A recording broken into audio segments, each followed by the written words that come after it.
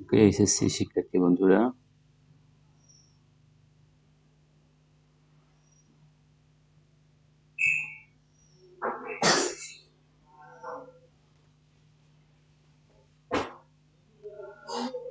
আজকে আমরা আলোচনা করব এসএসসি ইংলিশ গ্রামার পার্টের একটি বিশেষ অংশ, সেটি হচ্ছে কমপ্লিটিং সেন্টেন্স।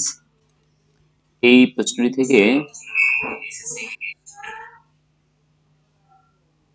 10টি প্রশ্ন পরীক্ষায় আসে এবং প্রত্যেকটি প্রশ্নে 1 নাম্বার করে রয়েছে। তাই এখানে আমরা বলতে পারি যে এই প্রশ্নে আমাদের থাকবে মোট 10 নাম্বার। এই প্রশ্নে থাকবে আমাদের মোট 10 নাম্বার। তাহলে আজকে কয়েকটি গুরুত্বপূর্ণ নিয়ম আলোচনা করা হবে, যেগুলো থেকে প্রায়শই পরীক্ষায় প্রশ্ন এসে থাকে। আশা করি আপনারা সঙ্গেই থাকবেন।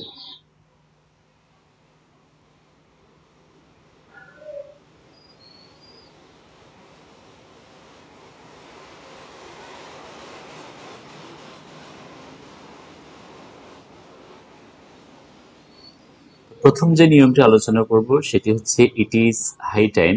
তাহলে ইট ইজ হাই টাইম বলতে কি বোঝায়?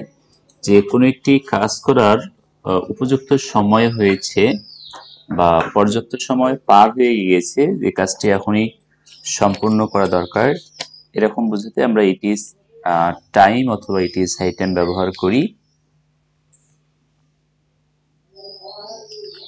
তাহলে আমরা জানি যে পরীক্ষায় একটি গল্প অসম্পূর্ণ অবস্থায় থাকবে। প্রত্যেকটি নিয়মের জন্য গল্পগুলো অসম্পূর্ণ অবস্থায় থাকবে, সেটাকে আমরা কি করব? সম্পূর্ণ করব। এটাই হচ্ছে আমাদের মূল কাজ। তাহলে ইট ইজ হাই টাইমের পরে এর সঙ্গে আরো সংযুক্ত অংশ রয়েছে, সেটি হচ্ছে যে it is just it is time. পরীক্ষায় শুধু ইট ইজ টাইমও আসতে পারে, আবার ইট ইজ হাই টাইম আসতে পারে। It is time, it is high time, এবং আর একটি অপশন রয়েছে, সেটি হচ্ছে is high time for, it is high time for পর্যন্ত দেয়া থাকবে। তাহলে যদি ফর পর্যন্ত দেয়া থাকে, এক্ষেত্রে এই ফরের পরে কোনো নাউন অথবা প্রোনাউন দেয়া থাকবে। কোনো নাউন অথবা প্রোনাউন এর অবজেক্টিভ ফর্ম দেয়া থাকবে। ওকে প্রিয় বন্ধুরা, তাহলে আমাদের মনে রাখতে হবে কি, যে it is high time, it is time অথবা it is high time for. যদি ফর দেয়া থাকে তাহলে ফরের পরে এখানে আমাদের আরো অতিরিক্ত শব্দ থাকবে, নাউন অথবা প্রোনাউন এর অবজেক্টিভ ফর্ম থাকবে। নাউন অথবা প্রোনাউনের অবজেক্টিভ ফর্ম দেয়া থাকতে পারে, তারপর আমাদেরকে পূরণ করতে হবে। ওকে, তাহলে যদি ইট ইজ টাইম বা it is high time for noun অথবা প্রোনাউন এর অবজেক্টিভ ফর্ম দেয়া থাকে, সেক্ষেত্রে এই দুটো নিয়মের জন্য আমরা ইনফিনিটিভ ব্যবহার করব। এবং ইট ইজ হাই টাইমের জন্য আমরা অবশ্যই কি ব্যবহার করব? ইট ইজ হাই টাইমের ক্ষেত্রে আমরা ব্যবহার করব, প্রথমে সাবজেক্ট নিব। প্রথমে আমরা সাবজেক্ট নেব এবং সাবজেক্টের পর আমরা ভার্বের পাস্ট ফর্ম ব্যবহার করব। ভার্বের পাস্ট ফর্ম ব্যবহার করব, তারপর ভার্বের সাথে সম্পর্কযুক্ত অন্যান্য যে অংশগুলো আছে সেটা আমরা ব্যবহার করব। তো আমরা জানি পরীক্ষায় এই নিয়মটা সবসময় বেশি এসে থাকে, যে ইট ইজ হাই টাইম দেয়া থাকবে, কোনো গল্পের শুরু দেয়া থাকবে, এরপর আমাদেরকে কি করতে হবে? সাবজেক্ট নিতে হবে, প্রাসঙ্গিক সাবজেক্ট নিতে হবে, সাবজেক্টের পর আমাদেরকে ভার্বের পাস্ট ফর্ম ব্যবহার করতে হবে। আর যদি পরীক্ষা ইট ইজ টাইম বা it is high time for আসে, তাহলে সেক্ষেত্রে আমরা কি করবো? সহজভাবে আমরা ইনফিনিটিভ ব্যবহার করবো। তাহলে ইনফিনিটিভ বিষয়টি কি? যে ইনফিনিটিভ হচ্ছে টু প্লাস ভার্বের বেস ফর্ম তখন আমরা ব্যবহার করবো। তাহলে এই দুটি নিয়মের জন্য রয়েছে কি? ইনফিনিটিভ। ইনফিনিটিভ হচ্ছে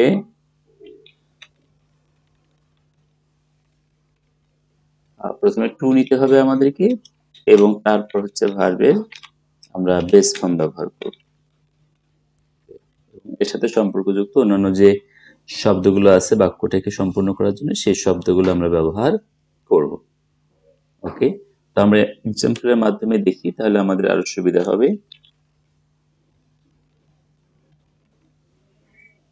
আচ্ছা,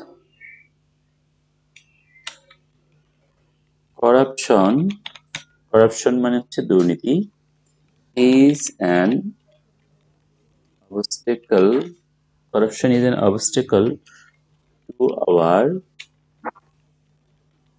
national development. তাহলে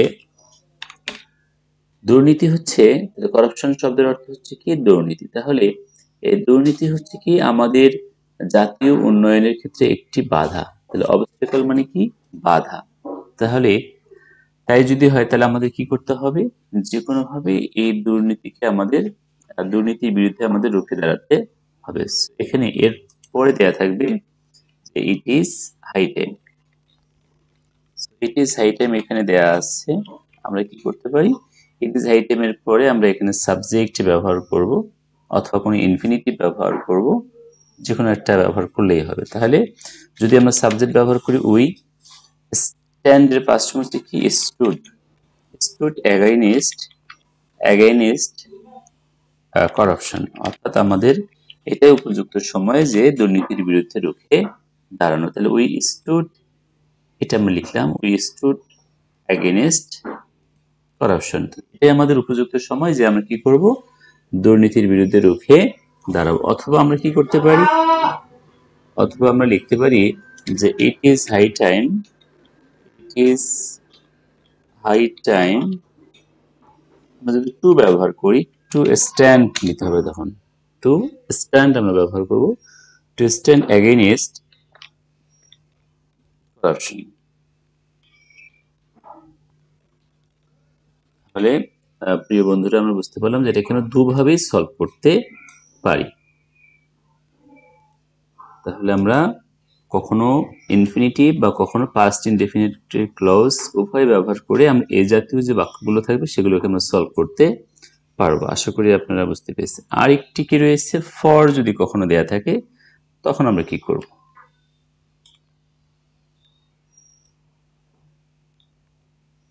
তাহলে এরকম একটি বাক্য দেখি আমরা, smoking is detrimental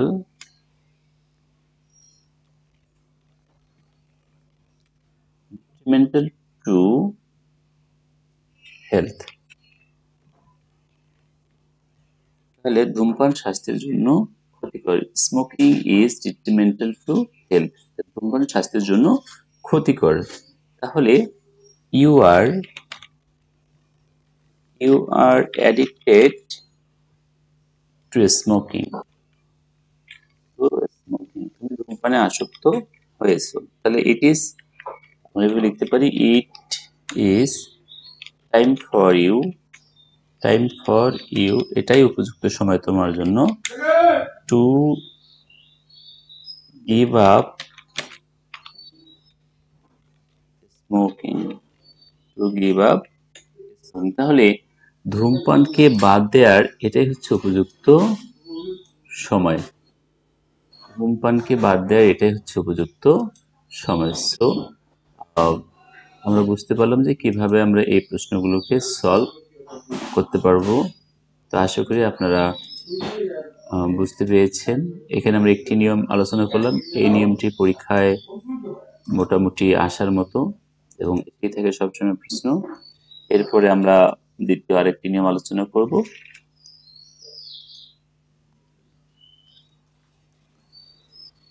rule 2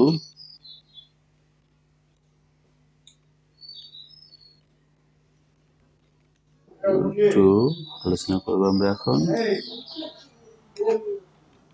Would you mind নিয়মটি আমরা আলোচনা করব।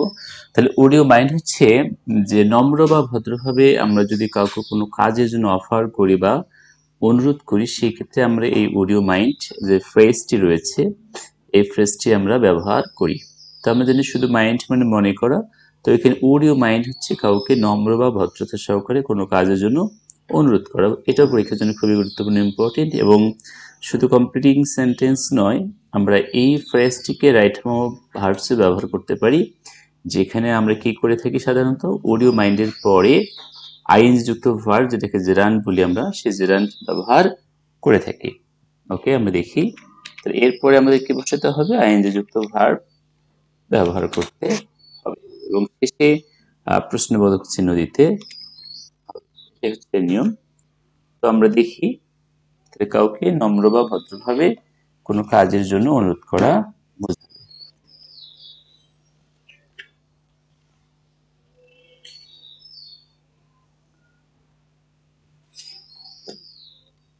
ওকে, I have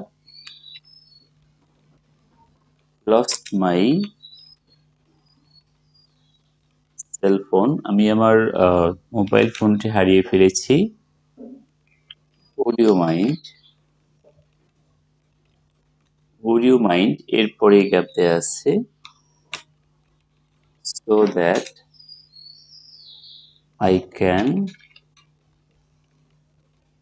talk to my mother. এখানে সুন্দর একটি বাক্য দেয়া রয়েছে, গল্প দেয়া রয়েছে। I have lost my cell phone. আমি আমার সেলফোনটি হারিয়ে ফেলেছি।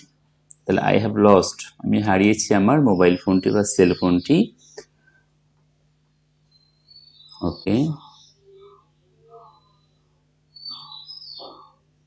would you mind, আপনি যদি কিছু মনে না করেন তাহলে কি আপনার ফোনটি কিছুক্ষণ সময়ের জন্য আমাকে একটু দিতে পারেন। would you mind giving me your phone? তাহলে আমরা এখানে কি ব্যবহার করতে পারি? giving me your phone. ওকে, আমরা এখানে লিখব giving me your phone. যদি আপনি কিছু মনে না করেন তাহলে আপনার ফোনটি আমাকে একটু সময়ের জন্য দিবেন so that, যাতে করে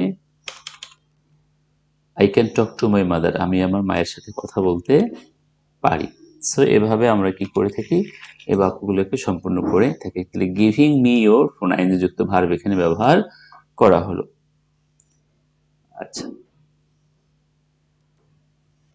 আবার আমরা দিতে পারি would you mind, সরাসরি আমরা যদি লিখি would you mind, আপনি যদি কিছু মনে না করেন চা গ্রহণ করতে পারি। Cup of. প্রিয় বন্ধুরা, আমরা এভাবে would you mind যুক্ত যে কমপ্লিটিং সেন্টেন্সের প্রশ্নগুলো রয়েছে আমরা এভাবে সুন্দরভাবে সলভ করতে পারবো। আশা করি আপনারা এই দুটি নিয়ম সুন্দরভাবে ক্লিয়ার হয়েছেন। এরপরে যাব আমরা রুল 3, তৃতীয় আরেকটি নিয়ম আলোচনা করব আমরা।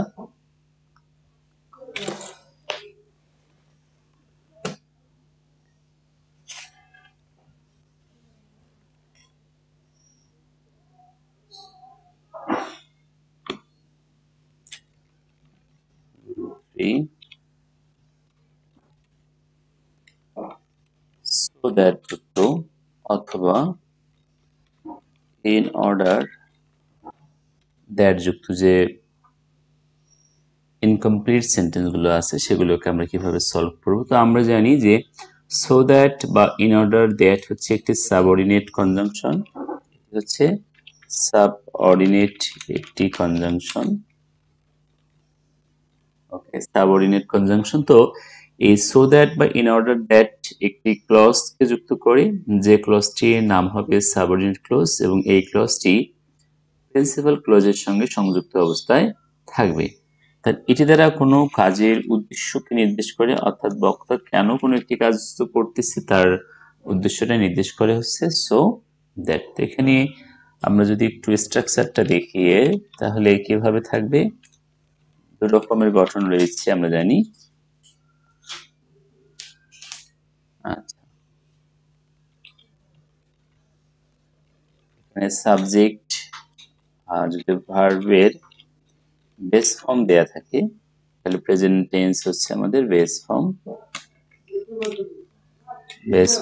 প্লাস অতিরিক্ত অংশ থাকবে, তারপর হচ্ছে সো দ্যাট অংশটি পর্যন্ত দেয়া থাকবে। এরপরে আমাদেরকে লিখতে হবে, এখানে লেখার সময় অবশ্যই আমাদেরকে কি করতে হবে, টেন্সটা ফলো করতে হবে। যেহেতু প্রিন্সিপাল যে ক্লজটি রয়েছে, প্রথম ক্লজটি প্রেজেন্ট টেন্সে রয়েছে, তাই এটি লেখার সময় আমাদেরকে পাস্ট টেন্স অর্থাৎ এখানে আমরা মডাল ব্যবহার করব এবং সাবজেক্ট নিব আগে আমরা, সাবজেক্টের পরে মডেল হিসেবে আমরা ক্যান অথবা মেকে ব্যবহার করব। এবং দেন এরপরে হচ্ছে আমরা ভার্বের বেস ফর্মটা নিব। ওকে, প্লাস প্রয়োজনীয় অতিরিক্ত অংশ বসবে। এখানে আমরা কি দেখতে পেলাম যে যদি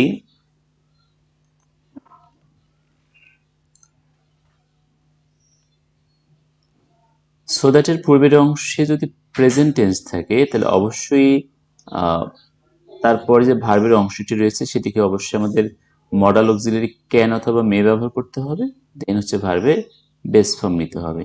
এবং আরেকটি গঠন রয়েছে, যদি প্রথম অংশটি যদি আমাদের পাস্ট ফর্ম হয় তাহলে আমরা কি করব, সো দ্যাট এর পরে বা ইন অর্ডার দ্যাট এর পরে আমরা অবশ্যই ক্যান এর পাস্ট কুড এবং মের পাস্ট মাইট ব্যবহার করব। ওকে, আগে সাবজেক্ট নিলাম, তারপর অক্সিলারি ভার্ব এখানে ক্যান এর জায়গায় কুড লিখবো, মের জায়গায় মাইট লিখবো। প্রয়োজনে এখানে আমরা নট ব্যবহার করতে পারবো। আমরা জানি যে কুড অথবা মাইটের অর্থাৎ যে কোনো মডাল ভার্বের পরে আমরা মেইন ভার্বের বেস্ট ফর্ম গুলো অবশ্যই ব্যবহার করে থাকি। আশা করি আপনারা এই নিয়মটি বুঝতে পেরেছেন। এখন এক্সাম্পল দেখব।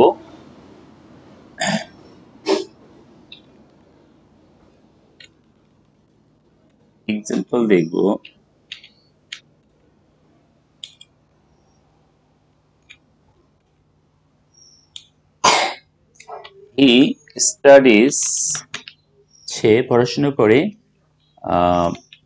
মেডিসিন নিয়ে। তাহলে সে পড়াশোনা করে কি নিয়ে? মেডিসিন নিয়ে। সো দ্যাট, যাতে করে সে কি করতে পারে? ডাক্তার হতে পারে। তাহলে আমরা হি, যেহেতু প্রেজেন্ট টেন্স রয়েছে স্টাডিজ, তাই আমরা এখানে ক্যান লিখলাম ভার্বের base form. He can B a doctor. তাহলে সে মেডিসিন নিয়ে পড়াশোনা করে যাতে সে ডাক্তার হতে পারে। সো এটা হচ্ছে আমাদের মডালের বেস ফর্ম দেয়া আছে এবং তারপরে মূল ভার্বের যদি আমরা বলি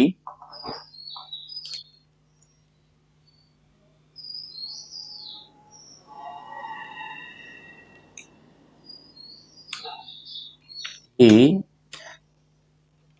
works hard, so that, he works hard এখানে প্রেজেন্ট টেন্স হয়ে গেল, ভার্বের বেস ফর্ম রয়েছে। সো আমরা সাবজেক্ট আবার নিলাম, এখানে ক্যান নেব, মডেল ক্যান নেব। তো হি ক্যান প্রসপার বা develop in life, prosper in life, যাতে সে জীবনে কি করতে পারে? উন্নতি করতে পারে। সো এইটা আমরা ব্যবহার করলাম এখানে।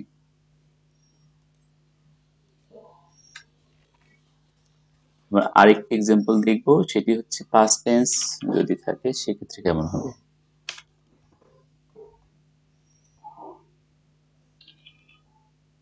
এই বাক্যটাকে যদি আমরা পাস্ট টেন্স করে লিখি, যে হি ওয়ার্কড হার্ড, সে কঠোরভাবে পরিশ্রম করেছিল, সো দ্যাট হি, তাহলে এখানে আমরা কি লিখবো এবার? কুড অথবা মাইট লিখবো। কুড, যে কোনো একটা লিখলাম আমরা, কুড প্রসপার ইন লাইফ। তো আশা করি আপনারা এই তিনটা নিয়ম সম্পর্কে মোটামুটি ক্লিয়ার হয়েছেন। এরপরে